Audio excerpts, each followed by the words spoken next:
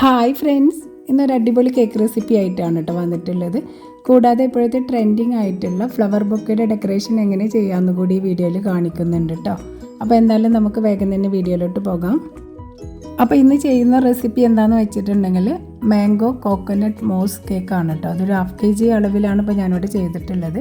അപ്പോൾ അതിന് ബേസായിട്ട് വാനില സ്പോഞ്ചാണ് കേട്ടോ എടുത്തിട്ടുള്ളത്. അപ്പോൾ ആ ഒരു വാനില സ്പോഞ്ചിൻ്റെ റെസിപ്പി ഈ വീഡിയോയിൽ ഷെയർ ചെയ്യുന്നില്ല, കാരണം വാനില സ്പോഞ്ചിൻ്റെ വീഡിയോ മുൻപ് നമ്മുടെ ചാനലിൽ അപ്ലോഡ് ചെയ്തിട്ടുണ്ട് കേട്ടോ. അപ്പോൾ കാണാത്തവരുണ്ടെങ്കിൽ അതൊന്ന് കണ്ടു നോക്കാം. അപ്പോൾ ആദ്യം ഇതിലേക്കൊരു മാംഗോ പ്യൂരി റെഡിയാക്കണം. അപ്പോൾ അതിന് വേണ്ടി നല്ല പഴുത്തൊരു മാംഗോ എടുത്തിട്ടുണ്ട്, നല്ല മധുരമുള്ള മാംഗോ ആണ്. അപ്പോൾ അതിലേക്കൊരു 2 ടേബിൾ സ്പൂണോളം കണ്ടൻസ്ഡ് മിൽക്ക് ചേർത്തിട്ട് മിക്സിയുടെ ചെറിയ ജാറിലിട്ടിട്ട് നന്നായിട്ടൊന്ന് അരച്ചെടുത്തിട്ടുണ്ട് കേട്ടോ. ഇതുപോലെ കട്ടകളൊന്നും ഇല്ലാതെ നന്നായിട്ട് തന്നെ അരച്ചെടുത്തിട്ടുണ്ട്.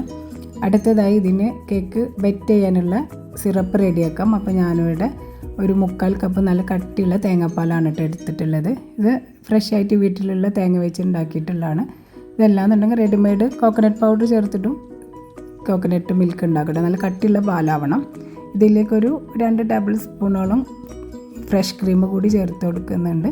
ഇനി മധുരത്തിന് ആവശ്യമായിട്ടുള്ള കണ്ടൻസ്ഡ് മിൽക്ക് കൂടി ചേർത്തിട്ട് നന്നായിട്ടൊന്ന് മിക്സ് ചെയ്തെടുക്കാം കേട്ടോ. അപ്പോൾ കണ്ടൻസ്ഡ് മിൽക്ക് ചേർക്കുമ്പോൾ പ്രത്യേക അളവൊന്നുമില്ല, നമ്മുടെ മധുരത്തിന് ആവശ്യമായിട്ടുള്ളത് ചേർത്ത് കൊടുക്കാം. അപ്പോൾ ആദ്യം ഞാൻ കുറച്ച് ചേർത്ത് കൊടുത്തിട്ട് നന്നായിട്ടൊന്ന് മിക്സ് ചെയ്ത് നോക്കിയപ്പോൾ കുറച്ച് മധുരം കുറവായിരുന്നു. അപ്പോൾ കുറച്ചുകൂടി ചേർത്തിട്ട് ഒന്ന് മിക്സ് ചെയ്തെടുത്തിട്ടുണ്ടായിരുന്നു.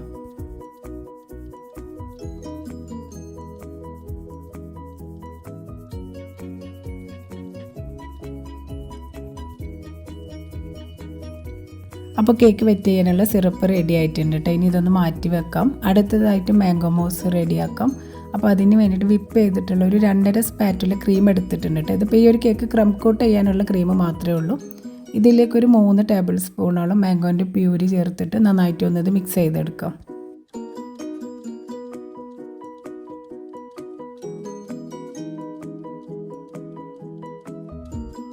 അപ്പോൾ ഈ ഒരു കേക്കിലേക്ക് മാംഗോ എടുക്കുമ്പോൾ നല്ല പഴുത്ത് നല്ല ടേസ്റ്റുള്ള മാംഗോ തന്നെ എടുക്കാനായിട്ട് നോക്കട്ടോ. ഇപ്പോൾ നല്ല ടേസ്റ്റി ആയിട്ടുള്ള മാംഗോ മോസ് ഇവിടെ റെഡി ആയിട്ടുണ്ട്.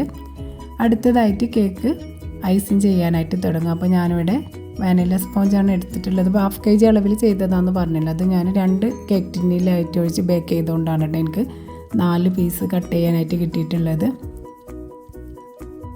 ഇനി കേക്ക് ഐസിങ് ചെയ്യാനായിട്ട് ടേൺ ടേബിളിൻ്റെ മുകളിൽ ഒരു കേക്ക് ബേസ് വെച്ച് കൊടുത്തിട്ടുണ്ട്. എന്നിട്ട് അതിൻ്റെ നടുവിലായിട്ട് കുറച്ച് ക്രീം അപ്ലൈ ചെയ്ത് കൊടുക്കുന്നുണ്ട് കേട്ടോ. ഇനി ഫസ്റ്റ് ലെയറായിട്ട് ഒരു പീസ് കേക്ക് വെച്ച് കൊടുക്കാം. എന്നിട്ട് ഈ ഒരു കോക്കനട്ട് മിൽക്കിൻ്റെ സിറപ്പ് വെച്ചിട്ട് കേക്ക് നന്നായിട്ടൊന്ന് വെറ്റ് ചെയ്തെടുക്കാം.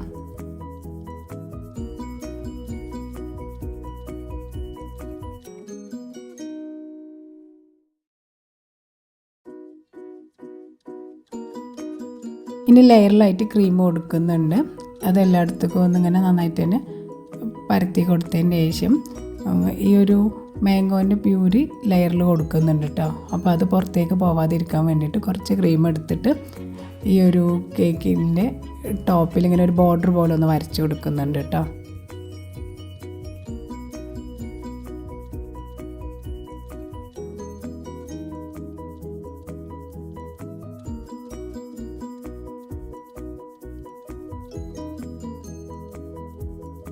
ഇനി ലെയറിലായിട്ട് മാംഗോൻ്റെ പ്യൂരി കൊടുക്കുന്നുണ്ട്.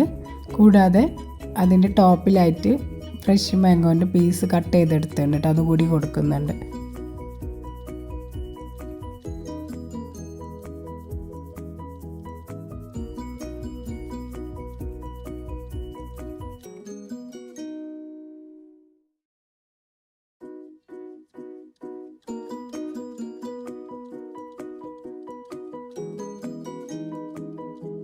ഇനി ഇതേപോലെ തന്നെ ബാക്കി ഉള്ള കേക്കും വെച്ചിട്ട് ഇതേപോലെ തന്നെ ഐസിങ് ചെയ്തെടുക്കാം.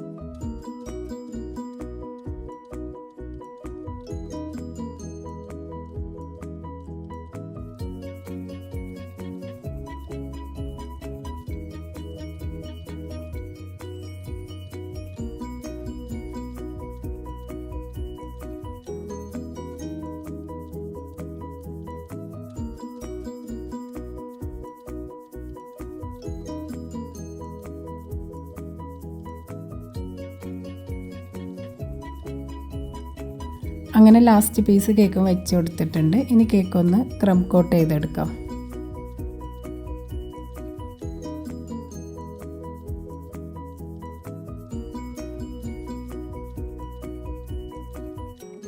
അപ്പോൾ ഈ ഒരു കേക്ക് ക്രം കോട്ട് ചെയ്യുമ്പോൾ ഇപ്പോൾ ഞാൻ ഇതിൻ്റെ ഉള്ളിലൊരു ചെറിയ സ്റ്റിക്ക് കൊടുക്കുന്നുണ്ട് കേട്ടോ. കാരണം ഇത് ഒന്നാമത് ലെയറിലൊക്കെ നല്ലപോലെ ഫില്ലിങ് കൊടുത്തിട്ടുണ്ട്. അപ്പോൾ ആ ഒരു കേക്ക് കുറച്ച് ഹൈറ്റും കൂടി ഉള്ളതുകൊണ്ട് ചിലപ്പോൾ ഒന്ന് സ്ലിപ്പ് ആവാനുള്ള ചാൻസ് ഉണ്ട് കേട്ടോ.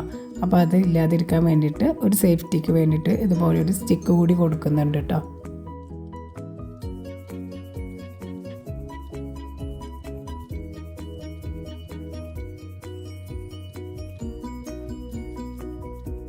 അങ്ങനെ കേക്ക് ക്രം കോട്ട് ചെയ്തിട്ട് ഒരു അരമണിക്കൂർ ഫ്രീസറിലൊന്ന് സെറ്റ് ചെയ്തെടുത്തിട്ടുണ്ടായിരുന്നു. അതിൻ്റെ ശേഷം ഇനി കേക്കൊന്ന് ഫൈനൽ കോട്ട് ചെയ്തെടുക്കട്ടെ. അപ്പോൾ വൈറ്റ് ക്രീമിലാണ് കേക്കൊന്ന് ഫൈനൽ കോട്ട് ചെയ്തെടുക്കുന്നുണ്ട്. അപ്പോൾ ടോപ്പിലും സൈഡിലൊക്കെ കുറച്ച് ക്രീം കൊടുത്തിട്ട് കേക്കൊന്ന് ഫിനിഷ് ആക്കി എടുക്കുന്നുണ്ട്.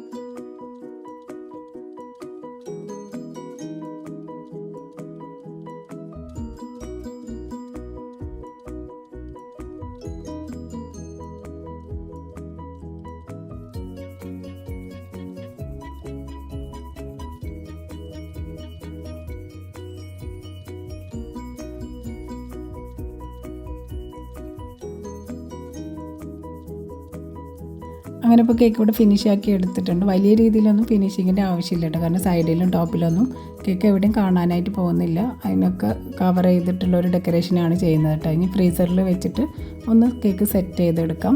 അതിൻ്റെ ശേഷം ഇതാ കേക്ക് ഇപ്പോൾ ഞാനിവിടെ ഈ ഒരു കേക്കിൽ ചെയ്യുന്ന ഡെക്കറേഷൻ എന്താണെന്ന് വെച്ചിട്ടുണ്ടെങ്കിൽ ഫ്ലവർ ബൊക്കെ ഡെക്കറേഷനാണ് കേട്ടോ. ഇപ്പോൾ ഇത് ട്രെൻഡിങ് ആയിട്ടുള്ളൊരു ഡെക്കറേഷനാണിത്. അപ്പോൾ അതിന് വേണ്ടിയിട്ട് ഇതുപോലത്തെ ഒരു ലേസാണ് ഞാൻ എടുത്തിട്ടുള്ളത് കേട്ടോ. നല്ല ഭംഗിയുള്ളൊരു ലേസാണ് കേട്ടോ ഇത്. ഇതിൻ്റെ ടോപ്പിൽ ബോർഡറായിട്ടൊരു ബീഡ്സിൻ്റെ വർക്കാണ് കേട്ടോ വന്നിട്ടുള്ളത്. ഇതിപ്പോൾ ഞാൻ കേക്കിൻ്റെ മെറ്റീരിയൽസൊക്കെ വാങ്ങിക്കുന്ന ഷോപ്പിൽ നിന്നാണ് കേട്ടോ വാങ്ങിയിട്ടുള്ളത്. അപ്പോൾ ഇതുപോലെ 1 മീറ്റർ എന്തോ ആണ് ഇതുള്ളത്. അത്രയാണ് അതൊരു പാക്കറ്റായിട്ടാണ് നമുക്ക് വാങ്ങിക്കാനായിട്ട് കിട്ടുക കേട്ടോ. അപ്പോൾ ഇനി ഇത് നമുക്ക് ആവശ്യത്തിനുള്ള സൈസിലും ഹൈറ്റിലും നീളത്തിലും ഇത് കട്ട് ചെയ്തെടുക്കാം. അപ്പോൾ ഞാനിപ്പോൾ ഇവിടെ ഇത് ഈ ഒരു കേക്കിൻ്റെ ഹൈറ്റിൽ എനിക്ക് എത്രയാണോ ഹൈറ്റ് വേണ്ടത് അതിനനുസരിച്ച് ഒന്ന് കട്ട് ചെയ്തെടുത്തിട്ടുണ്ട് കേട്ടോ. ഇനി ഇതുപോലെ കേക്കിൽ ഫിക്സ് ചെയ്യാം. നല്ല എളുപ്പമാണ് കേട്ടോ ഇത് ചെയ്യാൻ. കേക്കിൽ ഇങ്ങനെ വെച്ച് കൊടുത്താൽ തന്നെ മതി. അപ്പോൾ ചിലർ ഇത് ഒറ്റ ലെയറായിട്ട് ചെയ്യും. ഞാനിപ്പോൾ ഒരു 2 ലെയറായിട്ടാണ് ചെയ്യുന്നത് കേട്ടോ. ഒറ്റ ലെയറിനെക്കാളും കുറച്ചുകൂടെ ഭംഗി 2 ലെയറായിട്ട് ചെയ്യാനാണ് കേട്ടോ. അപ്പോൾ ആ ഒരു ലേസ് കേക്കിൽ ഇങ്ങനെ വെച്ച് കൊടുക്കുമ്പോൾ കൈ വെച്ചിട്ട് ഒന്നിങ്ങനെ സൈഡിൽ നിന്ന് പ്രസ് ചെയ്ത് കൊടുത്താൽ മതി. അപ്പോൾ ലാസ്റ്റ് വരുന്ന ആ ഒരു ഭാഗം ഉണ്ടല്ലോ അതിപ്പോൾ എങ്ങനെയാണ് ചെയ്യാമെന്ന് ഞാൻ അങ്ങനെ ആലോചിച്ചു. ഇത് ഒട്ടുന്നില്ല കേട്ടോ. അപ്പോഴാണ് പിന്നെ ആലോചിച്ചു ഒരു ചെറിയ മുള്ളാണിയാണ് ഞാനവിടെ കൊടുത്തിട്ടുള്ളത്. അതിന് പകരമായിട്ട് സെല്ലോ ടേപ്പ് വെച്ച് ഒട്ടിച്ചാലും മതി. ഫസ്റ്റ് ടൈം ആയതുകൊണ്ട് തന്നെ അതിൻ്റെ ഒരു ടെൻഷൻ ഉണ്ടായിരുന്നു. അങ്ങനെ ഇപ്പോൾ ഒരു വിധത്തിൽ ഒരു ചെറിയ മുള്ളാണി വെച്ച് അവിടെ ഉറപ്പിച്ചതിന് ശേഷം ഫ്ലവേഴ്സ് കൊടുക്കുന്നുണ്ട്. അപ്പോൾ ഈ ഫ്ലവേഴ്സ് കൊടുത്തത് ഒന്ന് പുറത്തേക്കാണ് വന്നത്. അതൊന്നും ഞാൻ കാണുന്നില്ല കേട്ടോ. വീഡിയോ പിന്നെ എടുത്ത് നോക്കിയപ്പോഴാണ് കണ്ടിട്ടുള്ളത്. അങ്ങനെ 2 ഫ്ലവർ കൊടുത്തപ്പോൾ എനിക്കത് മനസ്സിലായി ലേസ് ഹൈറ്റ് കൂടുതലാണ്, ഒന്നുകൂടെ ഒന്ന് എടുത്ത് കട്ട് ചെയ്യണം കേട്ടോ. അപ്പോൾ പിന്നെ ഞാൻ ആ ഫ്ലവറൊക്കെ എടുത്തിട്ട് ആ ഒരു ലേസ് ഒന്നുകൂടെ ഒന്ന് ചെറുതാക്കിയിട്ടുണ്ട്.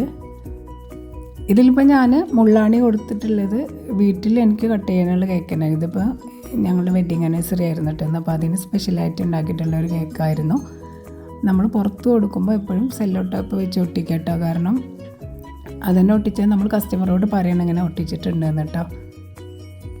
ഇതിപ്പോൾ വീട്ടിൽ കഴിക്കാനുള്ളൊരു കേക്കായതുകൊണ്ടാണ് ഞാൻ അത്ര ധൈര്യത്തിൽ ഒരു മുള്ളാണി കേക്കിൽ കൊടുത്തിട്ടുണ്ടായിരുന്നത് കേട്ടോ. അല്ലാന്നുണ്ടെങ്കിൽ സെല്ലോ ടേപ്പാണ് ഒട്ടിക്കേണ്ടത്. ഒരിക്കലും പുറത്ത് കൊടുക്കുമ്പോൾ അങ്ങനെ കൊടുക്കരുത് കേട്ടോ.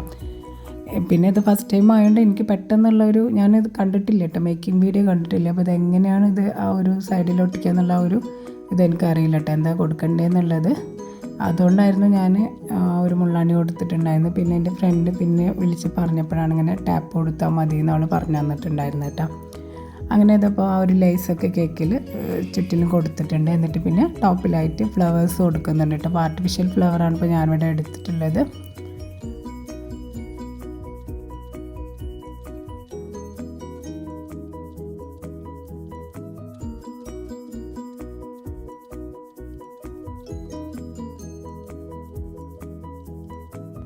അങ്ങനെ ടോപ്പിൽ ഫ്ലവേഴ്സ് കൊടുത്തു കഴിഞ്ഞിട്ടുണ്ട്. ഇനി അതിന് മാച്ചായിട്ടുള്ള ആർട്ടിഫിഷ്യൽ ലീഫ് കൂടി കൊടുക്കുന്നുണ്ട് കേട്ടോ.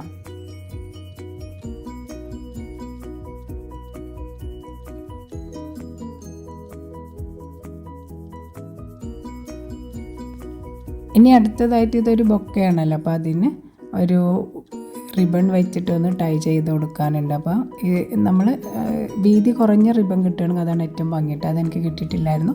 അപ്പോൾ ഞാനിവിടെ ആനിവേഴ്സറിൻ്റെ ഈ ഒരു കുറച്ച് വീതിയുള്ള ഒരു റിബണാണ് കിട്ടിയിട്ടുള്ളത്. കാരണം ഇന്ന് ഞങ്ങൾ ആനിവേഴ്സറി ഉണ്ട്, അപ്പോൾ അതിന് സ്പെഷ്യലായിട്ട് ഉണ്ടാക്കിയിട്ടുള്ളൊരു കേക്കാണ്.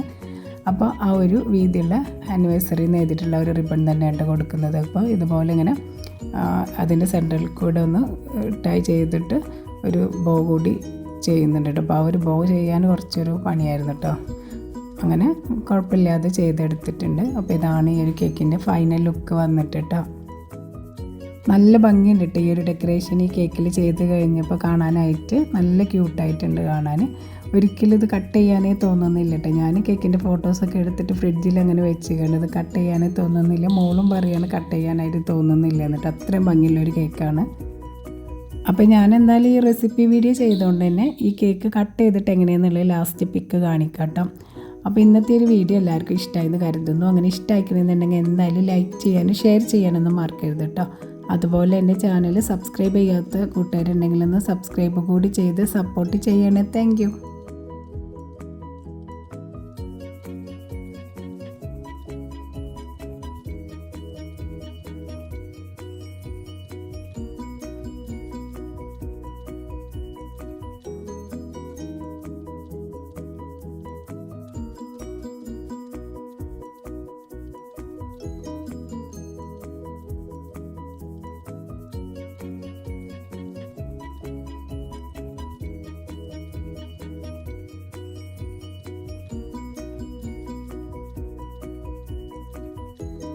അങ്ങനെ കേക്ക് ഞാനിവിടെ കട്ട് ചെയ്തിട്ടുണ്ട് കേട്ടോ. നല്ല പെർഫെക്റ്റായിട്ട് തന്നെ ആ ഒരു ലെയറൊക്കെ സെറ്റായി വന്നിട്ടുണ്ട്. നല്ല ടേസ്റ്റുള്ളൊരു കേക്കാണ് കേട്ടോ. ഞാൻ ഫസ്റ്റ് ടൈമാണ് ഈ ഒരു കേക്ക് ട്രൈ ചെയ്യുന്നത്. ആ ഒരു കോക്കനട്ടിൽ വെറ്റ് ചെയ്തിട്ടുള്ള ഒരു സ്പോഞ്ചും പിന്നെ ആ ഒരു മാംഗോൻ്റെ മോസും മാംഗോൻ്റെ ഫില്ലിങ്ങും എല്ലാം കൂടി കഴിക്കാനായിട്ട് വായിലിട്ടാൽ അലിഞ്ഞു പോകുന്ന അത്രയും ടേസ്റ്റാണ് കേട്ടോ. അപ്പോൾ പറ്റുന്നവരൊക്കെ എന്തായാലും ഒന്ന് ട്രൈ ചെയ്ത് നോക്കണേ. എന്നിട്ട് നിങ്ങളുടെ ഫീഡ്ബാക്കൊക്കെ പറയാനായിട്ട് മറക്കരുത് കേട്ടോ.